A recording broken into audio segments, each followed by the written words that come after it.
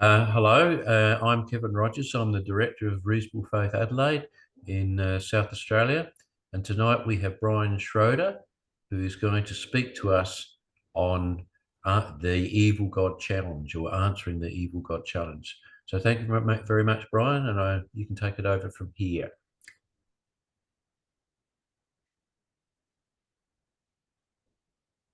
Right. Thanks, Kevin. Yeah. Okay, just keep the system happy. Now, this Evil God Challenge is aimed at monotheism. It was developed by a man who grew up in a Christian-based culture, and so that is what he is familiar with. So it does not apply to polytheistic religions like Hinduism. Also, if you look at it closely, it applies particularly to the Christian religion and a little bit less so to Islam or Judaism. Now, the basic idea of the Evil God Challenge has been around for a little bit longer, but in its current form, it comes from a 2010 paper by English philosophy professor Stephen Law, and that's him you can see on the screen there. Quite a bit has been written and said about it since then, including various discussions and debates featuring Law further propounding and defending his thesis, and others that do not include him as well. Of interest to this particular group, one such debate with William Lane Craig is easy to find on YouTube. As Christians, we proclaim an omnipotent, omniscient, omnibenevolent, or all good, and all-loving God and creator of all things. And we have developed a collection of arguments to demonstrate the reasonableness of our position and the unreasonableness of any other, and to show that God, this God, must be. But according to Stephen Law, consider a different hypothesis. Suppose the universe has a creator. Suppose also that this being is omnipotent and omniscient. But suppose he is not maximally good. Rather imagine he is maximally evil. His depravity is without limit. His cruelty knows no bounds. There is no other God or gods, just this supremely wicked being. Call this the evil God hypothesis. How reasonable is the evil God hypothesis? I have already pointed out, and this particular thing here is just an excerpt from a larger paper. I have already pointed out that certainly in their simplest versions, most of the popular arguments for the existence of God fail to provide any clue as to our Creator's moral character.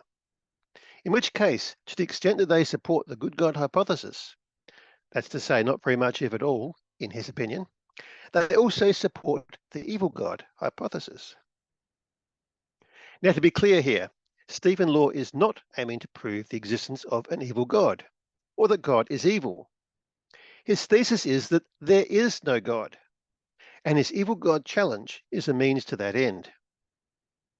His evil God, as he says, is obviously absurd, and since the same arguments used to prove the existence of a good God work just as well for an evil God, then it follows that a good God is also absurd, and thus there is no God. So looking at it in a little bit more detail, and I'm afraid this particular quote I've got here from him is in somewhat academic speak, so you have to think about it a bit more carefully to see what he's saying here. But this is largely it. The symmetry thesis says that when we load the scales correctly, with all the available evidence and other considerations pertinent to the reasonableness of a belief, the two scales settle in roughly similar positions. Now, most of us, theists included, consider the evil God hypothesis highly unreasonable.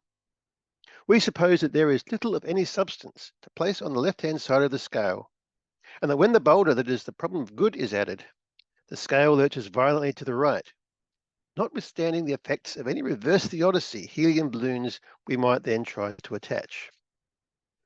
Yet adherents of the good God hypothesis typically suppose the good God scale is far more evenly balanced. To believe in a good God, they think, is not like believing in fairies, Santa, or indeed in an evil God. When this scale is properly loaded and the pointer observed, they say, we find it points to not unreasonable or even quite reasonable. In short, those who embrace the good God hypothesis typically reject the symmetry thesis.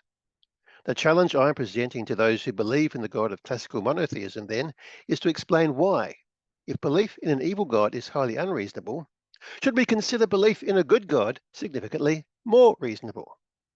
We might call this the evil God challenge. And as has been mentioned, there are a number of arguments that we have for the existence of God. And these include the cosmological argument. And there is more than one cosmological argument, but the one that is most popular at the moment is the Kalam cosmological argument, as developed by William Lane Craig. And very briefly, in summary, that says that everything that begins to exist has a cause. The universe began to exist. Therefore, the universe has a cause. Then there's the fine-tuning of the universe. There are many variables. I think I saw more than 100 at the last count, that all have to be just right for life, for us to be possible in this universe. And just one of them, the probability of that being the correct value is extremely small. And in fact, statistically, it would be classed as impossible because of the probability is so small. And each other variable you add in increases that improbability exponentially. And so those who do not believe in God have what they call the anthropic principle, whereby they say that the universe has the appearance of being specifically designed for man, even though it did just happen by chance. Then there's the argument from design. I am speaking tonight to a computer sitting in front of me. That computer is taking pictures and sounds and transmitting them across the internet, some of it by wires and some of it just through the air, and coming out in other computers and screens elsewhere. Nobody could possibly believe, just looking at this, that it happened by chance, that it all just appeared. We just happened to be sitting here speaking or listening.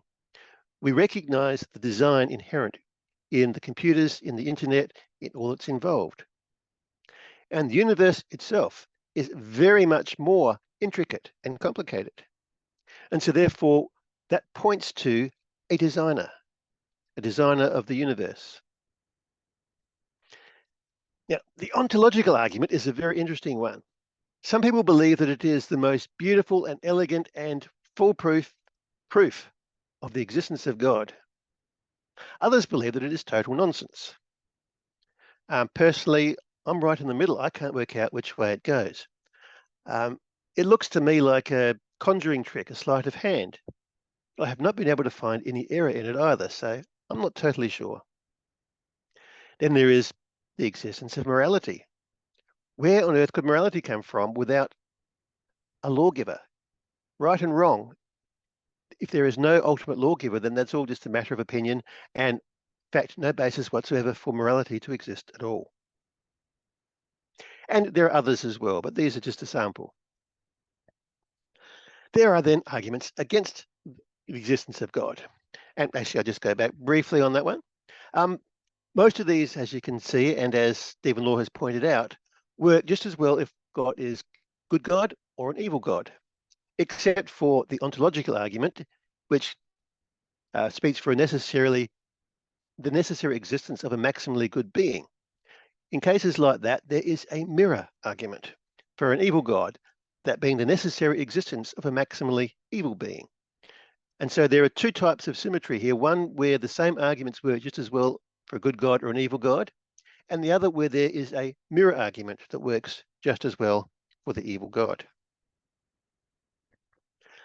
So the main argument against the existence of God is the problem of evil. If evil exists, now if there exists an all-knowing, all-powerful, all-good God, then why is there evil? Why does evil exist? And there have been books written and people have spoken about this in great length, and there is an awful lot out there that we can look at. And if you are interested in this particular point, then I can point you to those. But just a few answers in very brief detail. Human free will or human choice is one possible reason for it. The greatest good comes from freely choosing it.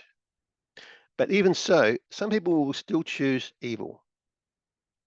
Then there is the fact that lesser evils can be allowed for the sake of greater goods. And when it comes to athletic training, I'm sure we're all familiar with the saying, no pain, no gain. Or the concept of discipline in all of its various forms and areas. Discipline is unpleasant when it happens, but it produces something better in the longer term. And many more examples could be found. Then there is the fact that God is much greater than us in knowledge, wisdom, intelligence, and so on. We don't and we can't know or even see a fraction of what he does. So we are not in a position to judge. Then there is the problem of good. If there exists an all-knowing, all-powerful, all-evil God, then why does good exist? And again, similar arguments. We are given a choice so that we can freely choose evil, because that leads to greater evil if we choose it. But given the choice, some will still choose good, sadly. Secondly, good can be allowed for the purpose of greater evil, lesser good for greater evil. And thirdly, God is much greater than us, and this is exactly the same argument as in the problem of evil, and it works exactly the same way. And also, as Stephen Law pointed out, some can be permitted to experience temporal good, as in good things in life here and now, so that the rest of us can look on and suffer even more by seeing what we are missing out on. So as he says again, the evidential problem of evil mirrors the evidential problem of good. If you believe in an omnipotent, omniscient, and maximally good God, then you face the challenge of explaining why there is quite so much evil in the world. Similarly, if you believe in an omnipotent, omniscient, and maximally evil God, then you face the challenge of explaining why the world contains so much good.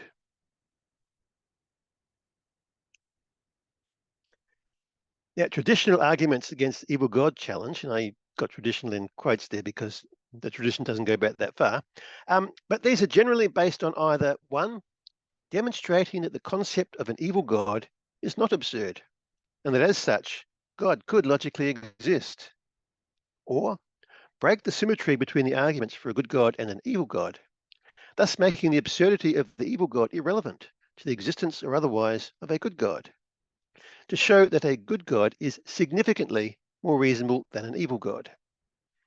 Now, Stephen Law is quite happy to accept that arguments for a good God are more reasonable than arguments for an evil God, but he believes there is no significant difference. And if it's near enough, then that's good enough. So we need to show that a good God is significantly more reasonable. Now, these are good so far as they go. And I've heard a few good symmetry-breaking arguments, along with some others which are not really convincing. In various debates, none of these have really moved Stephen Law from his position. But I think they are missing the point. They are distracting from the true perspective. If we can see straight, the evil God challenge fades away like mist in the sunlight. Law's challenge depends on the assertion that an evil God is absurd. However, he makes little effort to even demonstrate the reasonableness of such an assertion, let alone to prove it, other than, of course, his problem of good. It is assumed to be utterly obvious. An important part of William Lane Craig's rebuttal in their debate is that the concept of an evil God is not absurd, thus annihilating Law's thesis of God's non-existence. But he also did little more than assert it to be so, also deeming his point to be obvious. And my apologies if I've misrepresented either of them, but that was the impression that I got. And so on this basis, I see little reason to either accept or reject the hypothesis. In arguing good and evil with William Lane Craig, Law follows up that it is not necessary to postulate evil, that suffering alone will suffice for his point. And to my surprise, Craig basically accepted that proposal as being valid. But surely this only works if we consider suffering to be an evil. Why should we interpret suffering to be evil? In a purely naturalistic universe, is it not merely a meaningless sensation? And a transient sensation as well. Even an entire lifetime of suffering is effectively zero next to the perceived duration of the universe. And what basis do any of us have to believe that our interpretation of what we think, or what we think we feel, has any correlation with reality, if there is no transcendent, meaning-supplying deity? There have been many attempts to extinguish Stephen Law's position, many easily available online, and many involving direct debates with Law himself. And I would suggest that these are worth following up for a better feel of the arguments on both sides, because in what I'm saying tonight, we're only getting very minimal detail because limits what I can cover. But in the end, little has been conclusively established, and there has been little movement from either side. So that then brings me to the 2 points that I believe totally blow the whole thing out of the water and make it irrelevant. First is the question of what is good? What is evil? How are they defined? On what basis is anything either good or evil? Good and evil are innately believed concepts by virtually everyone. But why? Richard Dawkins wrote that the total amount of suffering per year in the natural world is beyond all decent contemplation. During the minute that it takes me to compose this sentence, thousands of animals are being eaten alive. Many others are running for their lives, whimpering with fear. Others are slowly being devoured from within by rasping parasites. Thousands of all kinds are dying of starvation, thirst, and disease.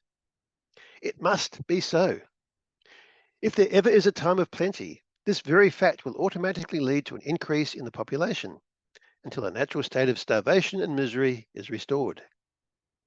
In a universe of electrons and selfish genes, blind physical forces, and genetic replication, some people are going to get hurt. Other people are going to get lucky. And you won't find any rhyme or reason in it, nor any justice. The universe that we observe has precisely the properties we should expect if there is at bottom no design, no purpose, no evil, no good, nothing but pitiless indifference.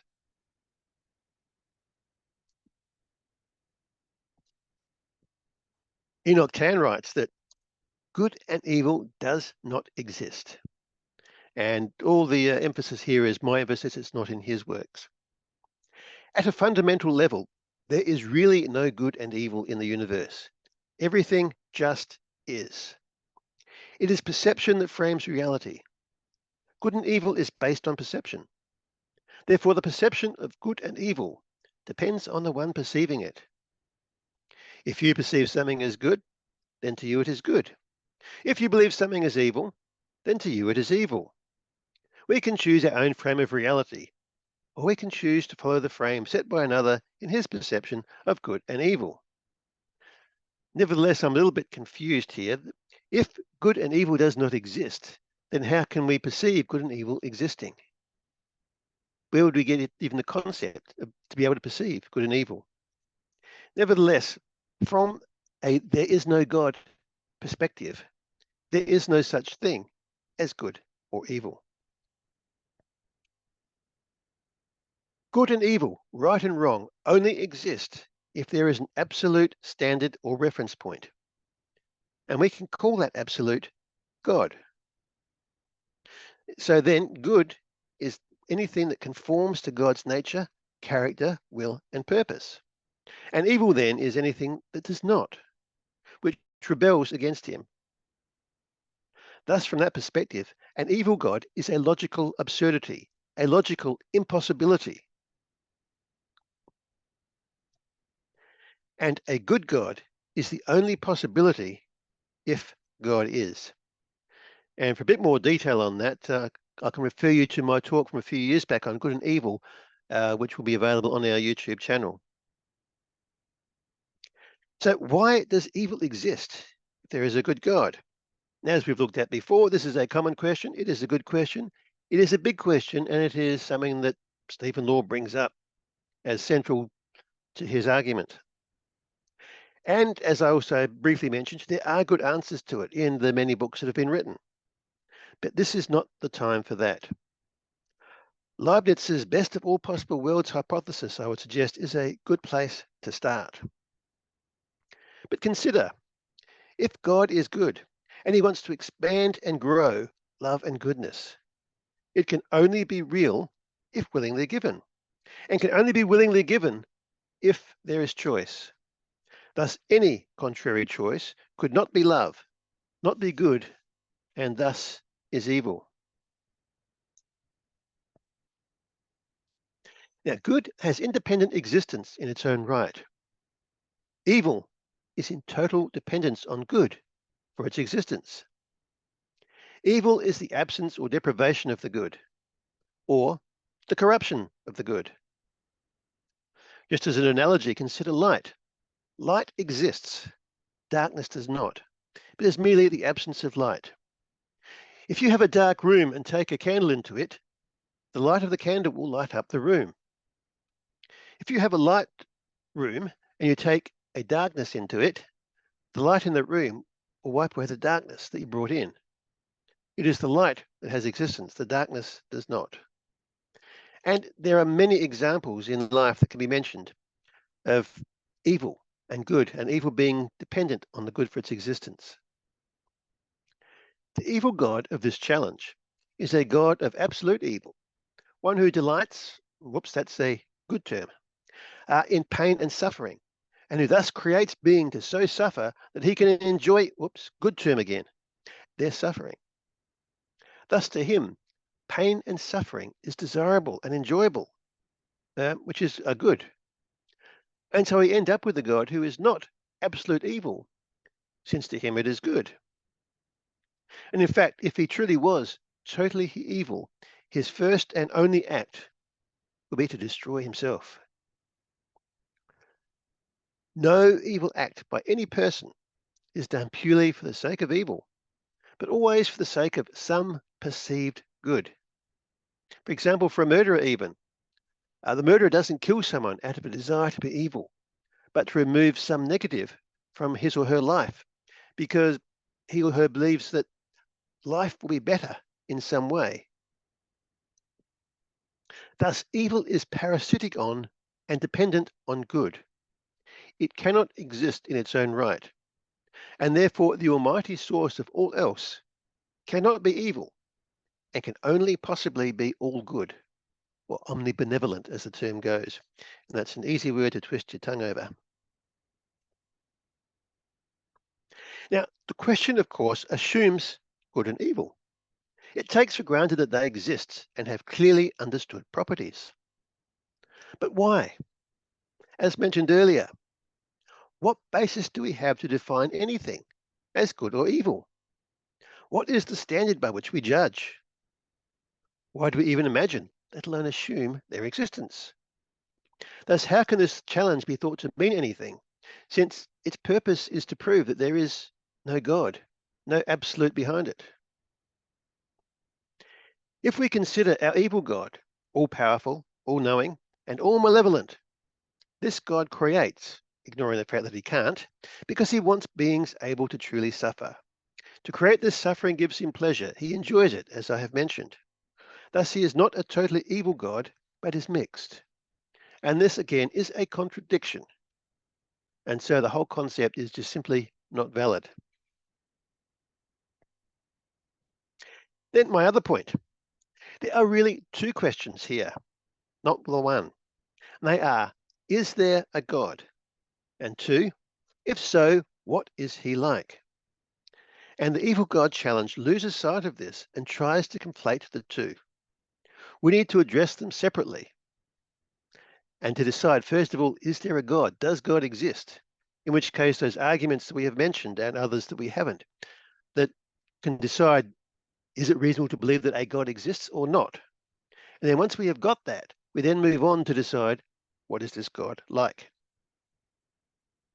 So starting then with the first question, is there a God? We have these various arguments that I've mentioned, which we believe point very strongly to yes. There is a God. God truly does exist. And please note, I'm using the term point to a lot in what I'm saying tonight because we do not have absolute proof for anything. A couple of hundred years ago, philosopher René Descartes set himself to work out what we could truly know as opposed to just believe.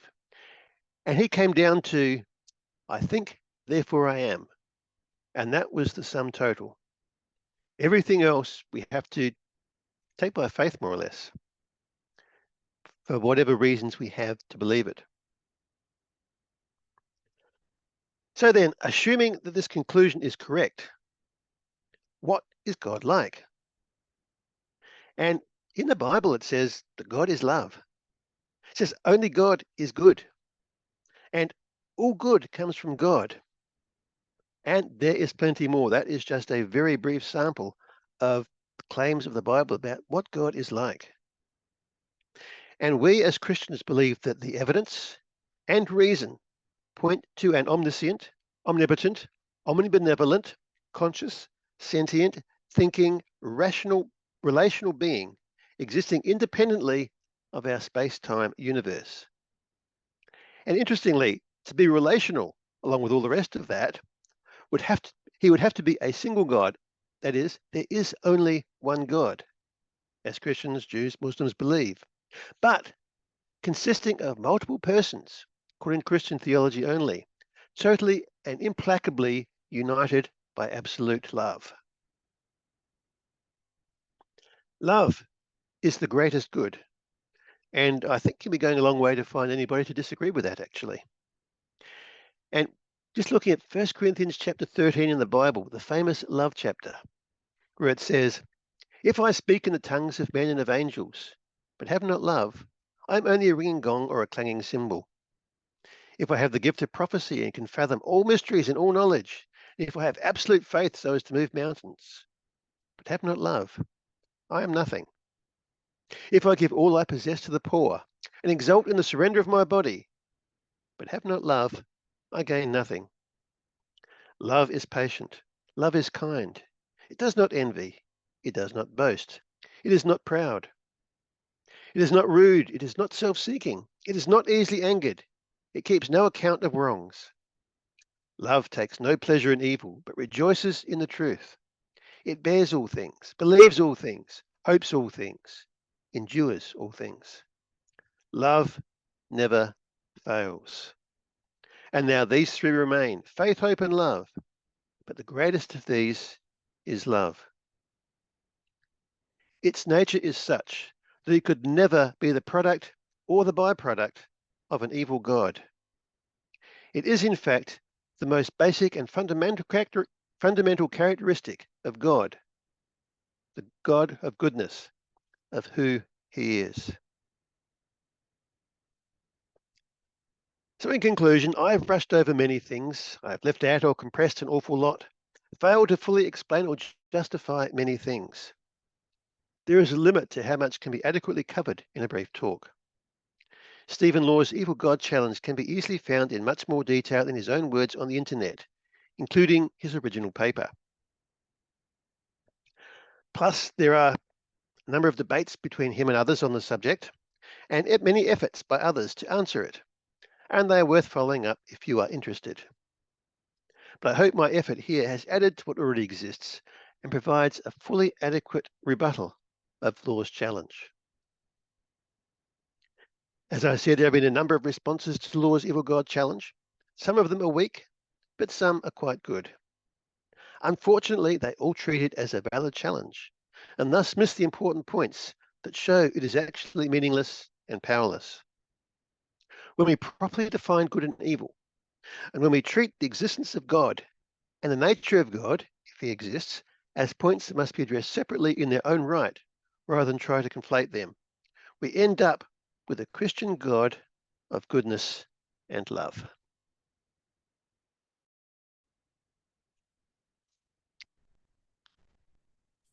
Okay, thank you very much, Brian. And yep, thank you. You've stopped sharing. Now, just going through some of the chat comments. Um, I remember when we had a debate with Professor Peter Woolcock on the fine-tuning argument, he argued that the universe seemed to be finely tuned for pain, which is an interesting comment that kind of relates to this. And so he was just trying to knock the fine-tuning argument, but he seemed to tread on this sort of ground. Do you remember that at all? I don't, but that's an interesting concept. It's something that I'm sure that Stephen Law would be happy to take up for his evil God. Nevertheless, to be finely tuned for pain, it still has to be finely tuned for existence. And that is where the fine-tuning argument comes in for the existence of God, not the nature of God. That if we believe it is finely tuned for pain, we could throw that in as part of our attempt to work out what God is actually like. Hmm.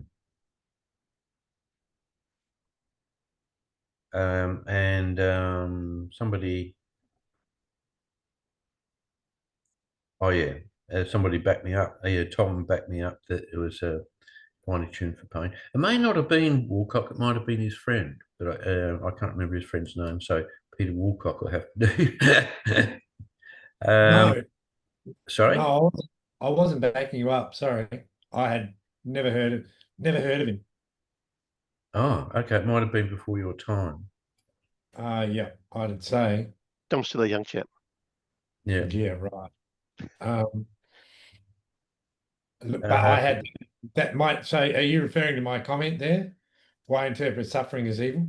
Because that was my we've question. got here that Tom Daly, exactly why interpret suffering as evil, just reading life in an atomic age. Yeah. So, Brian, just before you made the point about why interpret suffering as evil, I was in the middle of writing, well, why interpret suffering as evil?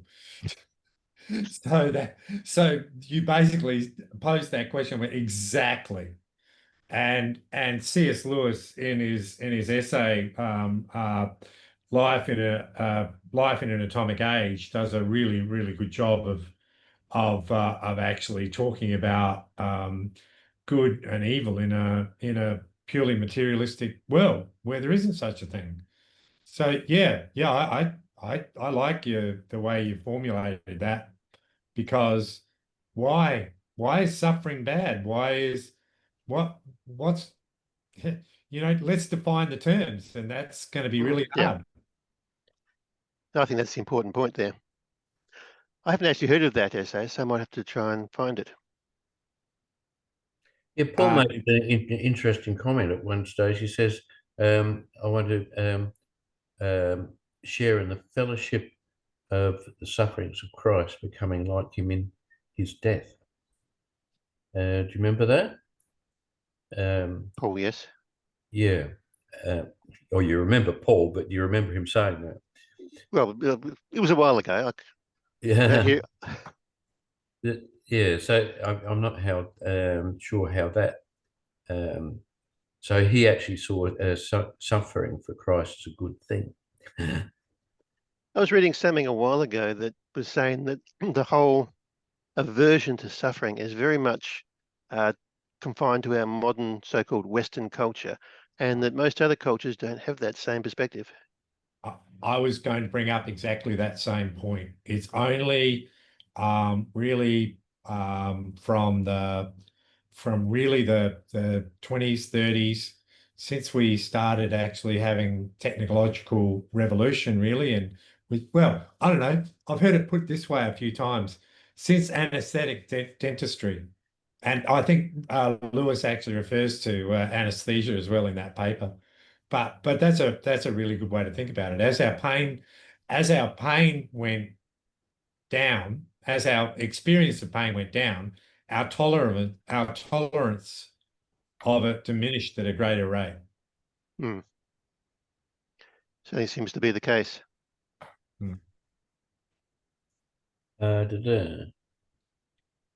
Yeah.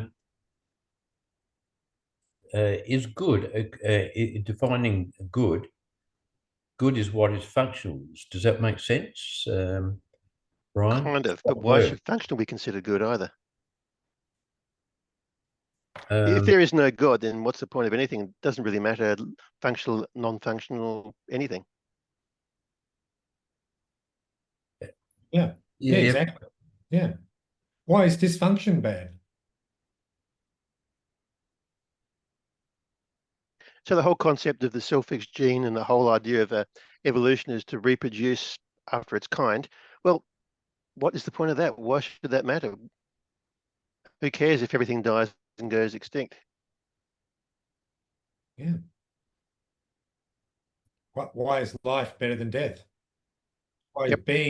Why is being superior to non-being? It's like this.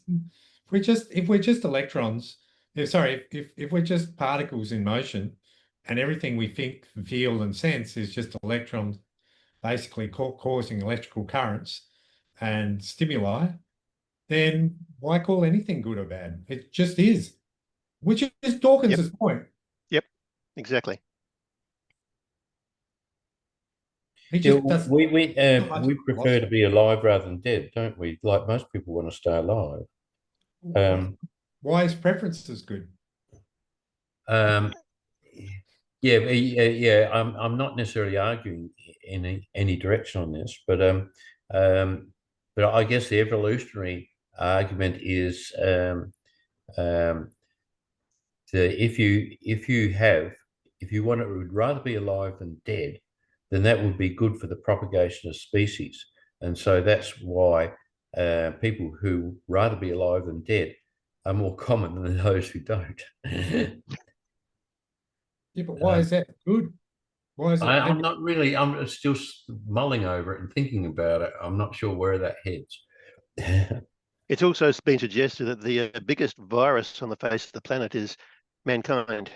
Yeah, yeah. I don't agree with it, but that has been argued. Who's The universe would be better off if we didn't exist. when I did my talk on good and evil, sometime I think after or before Brian's, there's this American comedian, and he does this great skit about now that we've invented plastic, maybe that was why we were here. Now we can go away as a species. Now that we've left something behind for the next few million years. Yeah, that makes sense. Why is he right? It's George Carlin. That's it, George Carlin. It's actually very clever, but it's actually pretty. It's pretty. It begs the question.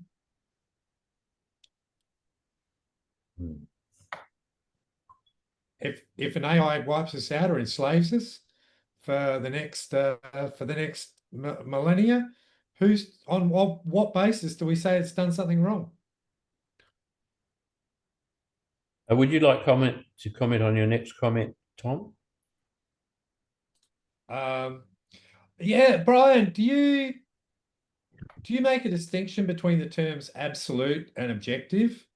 I always worry about using the term absolute. Say, murder is absolutely wrong. Well, if I'm about to kill somebody that was about to blow away 20 school kids, murder's all of a sudden not absolutely wrong. Yeah, I agree with your point. It's not quite how I was meaning the term absolute in this context. It's either absolute or it is relative.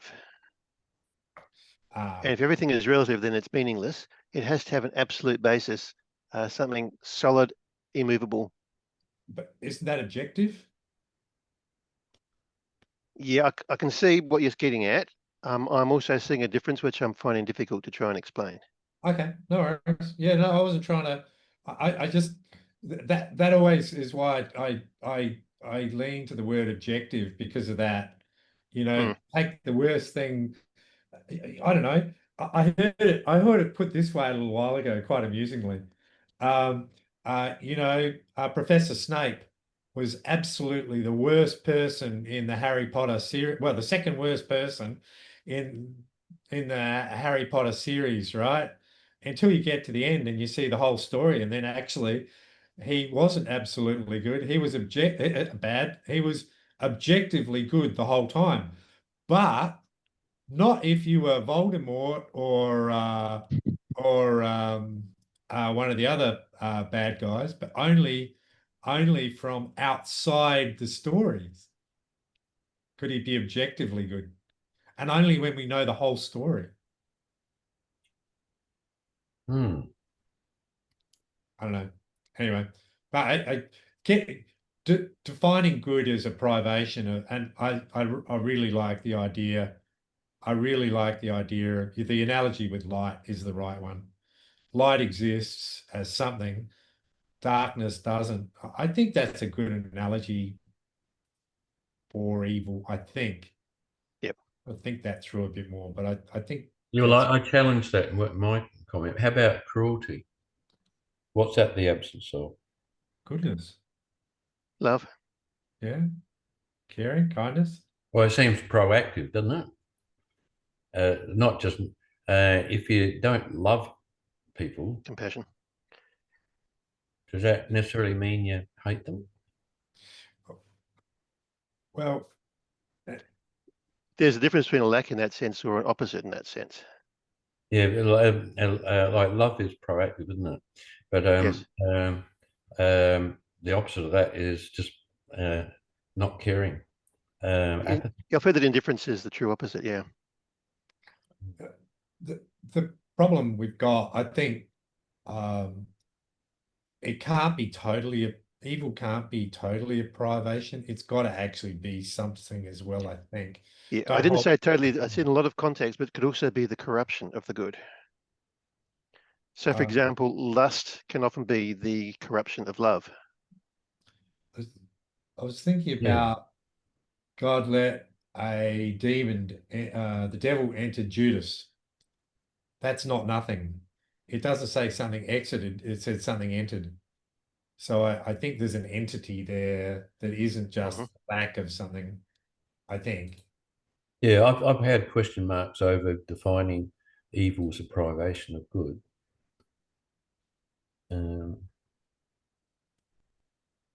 Because the devil is not the absence of God. The devil is a proactive, a corrupted. Yeah, but the devil is not pure evil. As I kind of pointed out, pure evil cannot exist. So the devil thinks that he can do better for himself by rebelling against God. Hence why his temptation of Eve, if you eat this fruit, you'll be like God. He didn't say, if you eat this fruit, you'll hate it and it'll be miserable forever. He said, if you eat this fruit, you'll be like God. It's trying to tempt with good. And he requires good to get anywhere at all.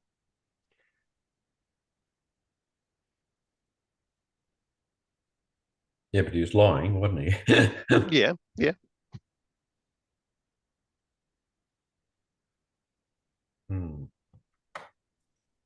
How are we going on? Yeah, Tom's got another point in there which I thought I'd respond to Yeah. because it's one that I thought somebody would pick up on. I don't understand why the first evil act would be to destroy himself, because that would be a good. I don't know why it would be a good, but this one took a little bit of getting my head around too, thinking it through. But if evil God was totally, absolutely evil with not a skerrick of goodness anywhere, then such a God would hate himself and want to destroy himself, and thus would do so. Now, there are so many contradictions in the whole concept of evil God that it just doesn't work. But assuming that it did work, what else could he do? Huh? No, you lost me. So if he was totally evil, Yep. what would it? You're at a point where God is the only thing that exists, and God is totally evil. So therefore, God would hate anything and everything, which, well, would only leaves himself to hate. And if goodness, if existence is a good, which we tend to assume, then destroying himself is the only logical conclusion. If the only good was his existence, then he'd. But the thing is that if he was totally evil, then it would be good to destroy himself. Yeah, like I kind of pointed out in my talk, the whole concept of an evil God is self-contradictory when you look into it. Yeah. Okay. Fair enough. It just doesn't I work. argue Yeah. that love is good when you love others, but love is evil if you love only yourself.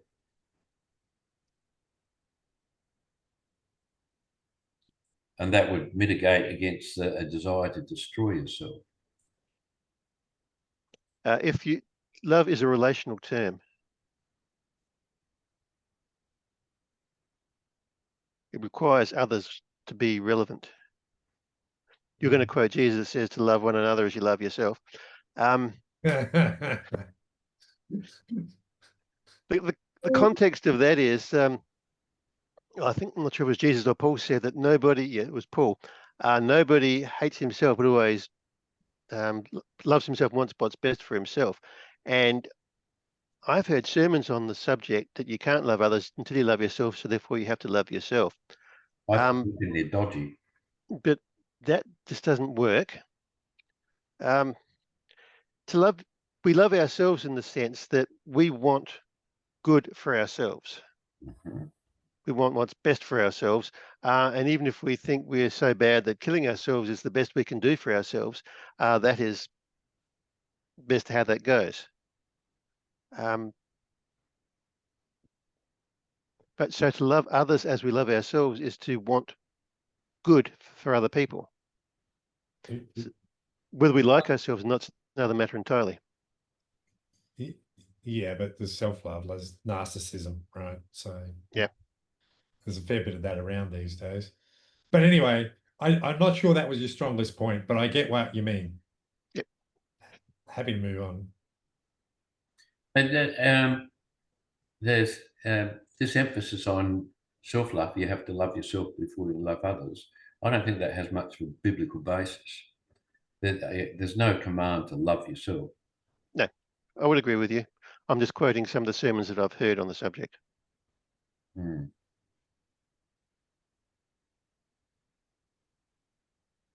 Have we gone through all the chat comments then? No. All right, your last one, Tom. Yeah. The last one was definitely dodgy. Okay. It's like saying I can't speak a sentence of English.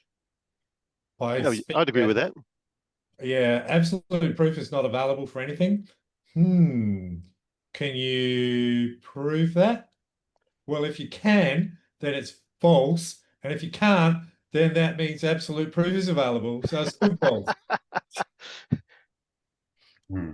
Yep. Take my claim as a generalization then. As for whether or not you can speak a sentence in English, can I prove that I actually heard what I think I heard? Go on. I thought I heard you say that you can't speak a sentence in English, but can I prove that that is actually what I heard, or actually what you said? You might have been making gibberish noises there that I, for some reason, just somehow interpreted to mean that you can't speak a sentence in English. Yeah, but that's okay. So, all right. So there's a limit to my analogy to your thing. But sorry, it's almost like Gödel's here, right?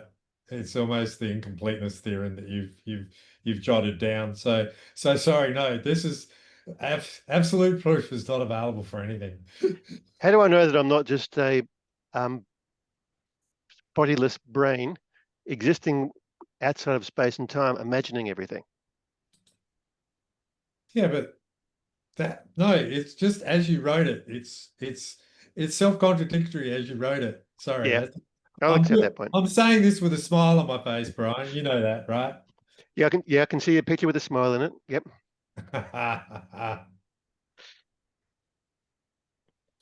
All right, at this stage, I think we've gone through the chats. Got some free-form comments from others. I think where philosophy and theology interact, there will always be a great deal of confusion, and absolutism doesn't seem to have any place there. So I can recall Pilate trying to grapple with the accusations made against Jesus, and he gave up. He said, "What is truth?" he just couldn't work out the truth of the situation from everything that was being said to him. And I think there probably is no such thing as absolute truth, probably no such thing as absolute truth. Perhaps not absolute good or absolute evil. The only thing that could be absolutely good would be God. But then we have the detractors like Hall that Brian brought up, who point out that the world as we know it is far from good, and therefore God isn't a good God. And then it goes back to, I think we've had some previous discussions about how do you deal with one of the main objections that's put before us with respect to our faith, is that how can you believe in a God when so much is wrong with the world? And I think for Christian apologetics, that's going to be something we're going to have to deal with for a long time yet. And I guess each of us have our own answers. Now, our current senior pastor down here, Victor Harbour, spent quite some time as a chaplain at Adelaide Hospital. And as a result, he's become more of a universalist. In his day-to-day job, he couldn't sit by the bedside of patients with terminal illness and tell them that they were going to hell. So he had to present a loving God to them, even though these patients had no or expressed no previous faith. And that was really the only way that he could tackle his job. And he doesn't do that job anymore. He's moved back to parish ministry. But I think that would be very difficult to actually sit with somebody that you know is dying, and they know they are dying, and try to tell them that there is a loving God, but you might not get to meet him. There is a living God, and you can get to meet him if you want to.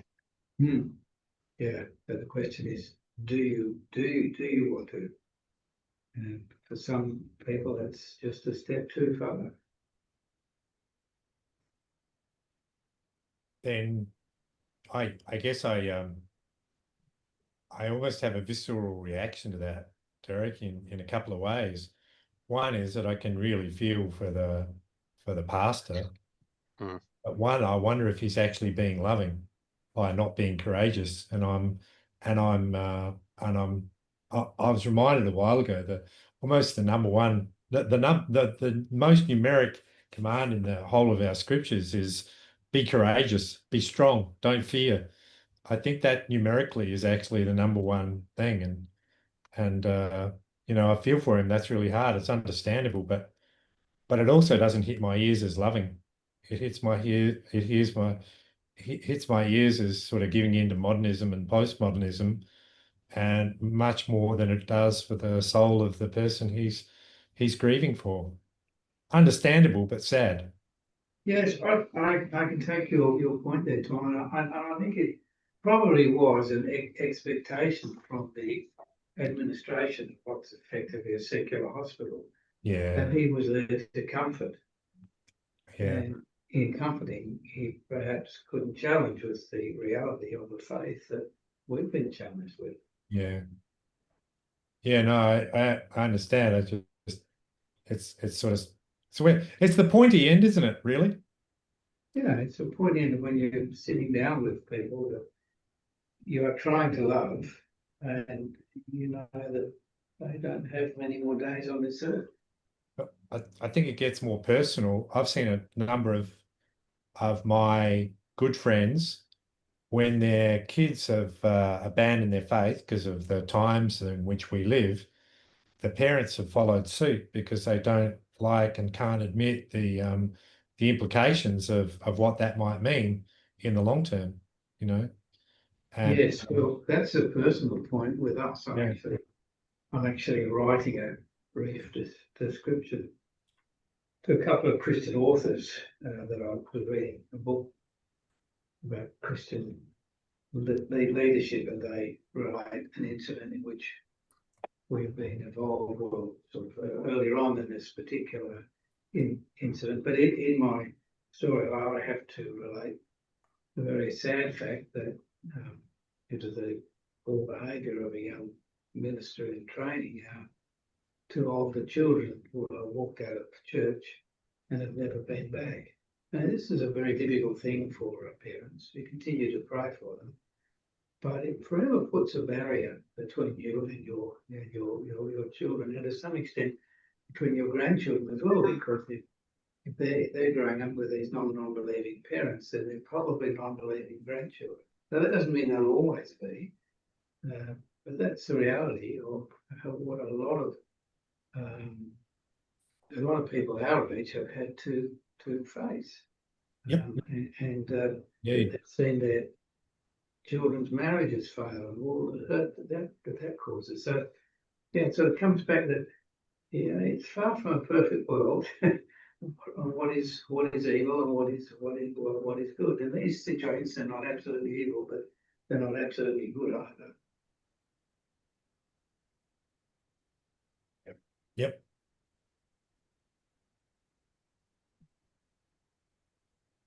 I can see Trevor is deep in concentration there.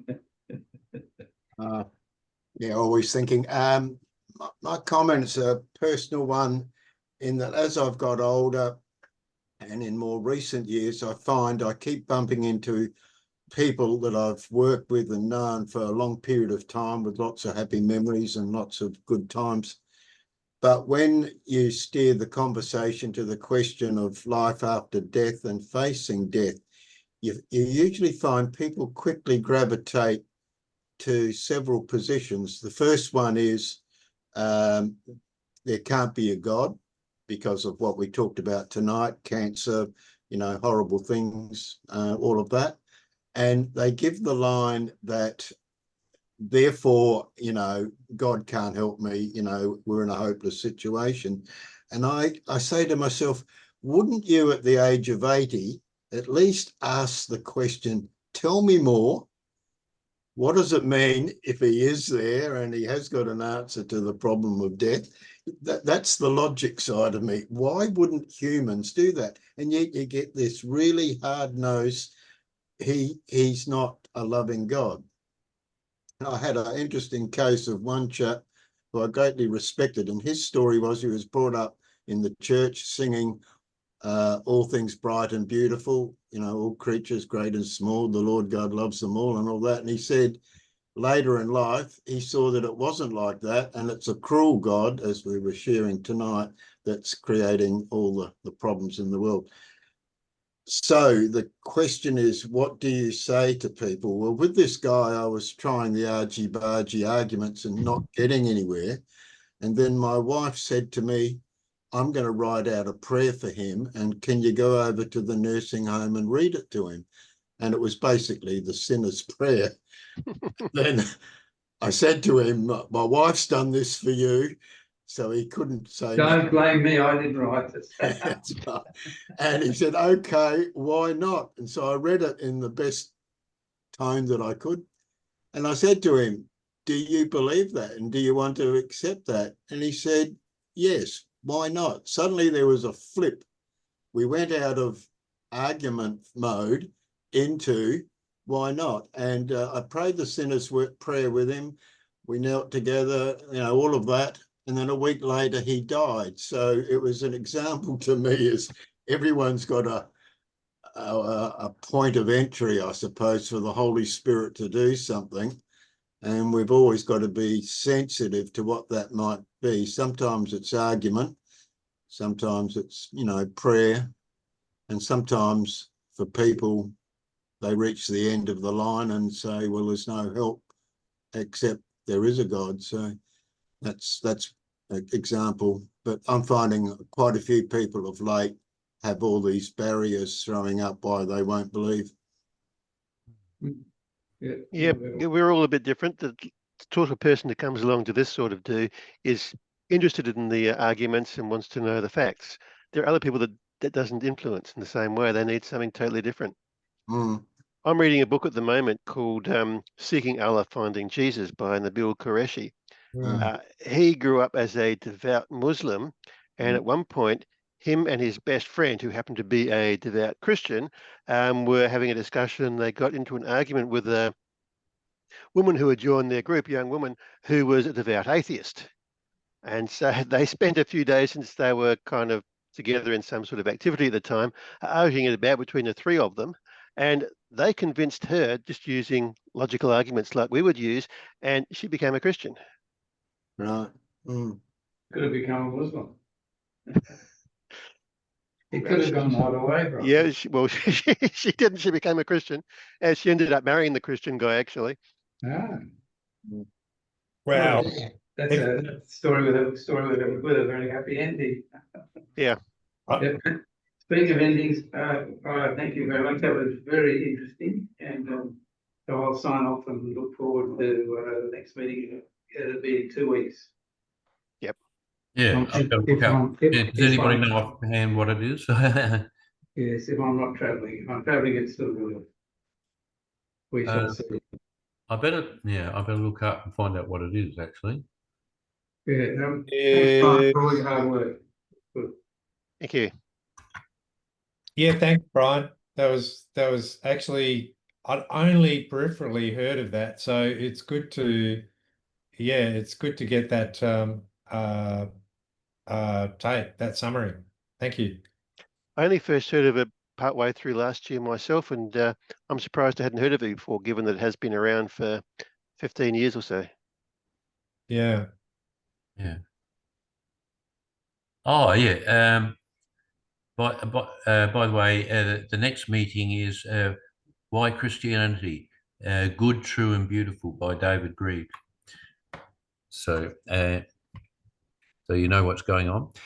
Just going back to Derek's comment about all things bright and beautiful, and then the person reacted to it and saying, but it's not like that.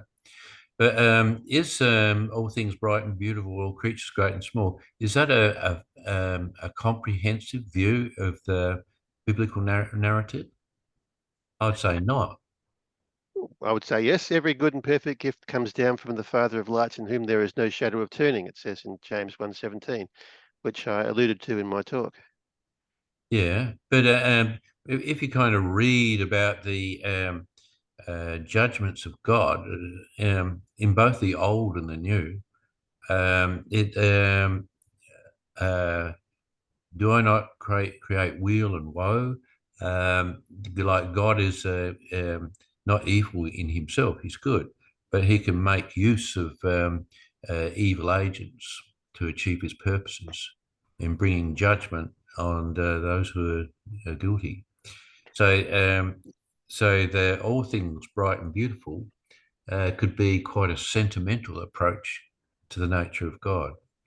Well, on the one hand, you are right, but if you think about what that song is saying, because it's just a song that somebody made up at some stage, everything good was made by God. Yep. It's basically what the song says. It doesn't say anything about the things that are not so good. And so that we believe that everything good came from God. Couldn't come from anywhere else. Yeah. Oh, yeah, it doesn't say everything. It actually says all things bright and beautiful. Wow. Sort of The Lord sounds God made like them all. everything's bright and beautiful. It sounds a little happy clappy. Yeah. Come on. Yeah. It sounds happy clappy. Hmm. And we don't live in a happy clappy world. So, and the gospel didn't come to happy clappy people. So I'm always suspicious of a happy clappy gospel. I'm a little bit rude personally. I refer to people who clap as hand bangers. You're charismatic. Yeah, it hurts. Hands in the man here, hands in the air man, aren't you? Occasionally. I'm sorry putting you on the spot. Yeah. All right. Thanks again, Brian. I'm going to drop off. See you guys. Thanks, Tom. Cheers. Bye. Yeah, all right. At this stage, I'll stop the recording.